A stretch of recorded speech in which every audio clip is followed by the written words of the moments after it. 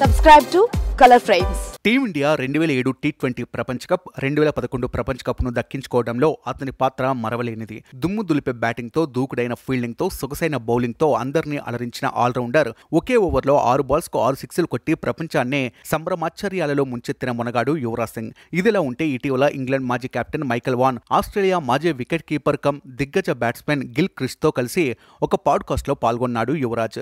ఈ చర్చా వేదికపై ఓ ఆసక్తికరమైన ప్రశ్న ఉత్పన్నమైంది. విరాట్ కోహ్లీ, ధోని, రోహిత్ శర్మలలో ఎవరిని అత్యుత్తమ కెప్టెన్ గా భావిస్తారని యువరాజ్ సింగ్ ను అడిగారు. దీనికి యువి ఆసక్తికరమైన సమాధానమిచ్చాడు. అందరూ ఎంతో ఆతృతతో ఎదురు చూస్తుండగా టీ20 ఫార్మెట్ కు కెప్టెన్ గా ఎంపిక చేయాల్సి వస్తే తాను రోహిత్ శర్మను ఎంచుకుంటానని పేర్కొన్నాడు. టీ20 క్రికెట్ లో నేను ఖచ్చితంగా రోహిత్ శర్మనే ఎంచుకుంటా, ఎందుకంటే అతను క్షణాల్లో మ్యాచ్ స్వరూపాన్నే మార్చేయగలడు. అందుకే అతడే నా ఫస్ట్ చాయిస్ అని యువరాజ్ చెప్పారు. ఆ తర్వాత తెలివిగా మరో ప్రశ్న సంధించారు. ఎంఎస్ ధోని, విరాట్ కోహ్లీలలో ఎవరిని బెంచ్ కు పరిమితం చేస్తారని అడగ్గా దానికి యువి చాలా తెలివిగా తప్పించుకున్నాడు. ఇందులో ఒక పేరును ఎంచుకుంటే అది ప్రపంచ మీడియాలో హెడ్లైన్లలో వస్తుందని, కాబట్టి దానికి బదులుగా తనకు తానే బెంచ్ కు పరిమితం అవుతానని చెప్పాడు. నవంబర్ 22న ఆస్ట్రేలియాలోని పెర్త్ వేదికగా బోర్డర్ గవాస్కర్ ట్రోఫీ ప్రారంభం కానున్న నేపథ్యంలో ఏ జట్టు సిరీస్ గెలుస్తుంది అన్న ప్రశ్నలకు గాను ఈ ముగ్గురు తమ అభిప్రాయాలను వ్యక్తం చేశారు. టీమిండియా ఆస్ట్రేలియాను 3-2 తేడాతో ఓడిస్తుందని, 3-1 తేడాతో ఆస్ట్రేలియా సిరీస్ గెలుస్తుందని వాన్, 3-2తో సిరీస్ ఆసీసే గెలుస్తుందని గిల్క్రిస్ట్ తమ అభిప్రాయం వ్యక్తం చేశారు.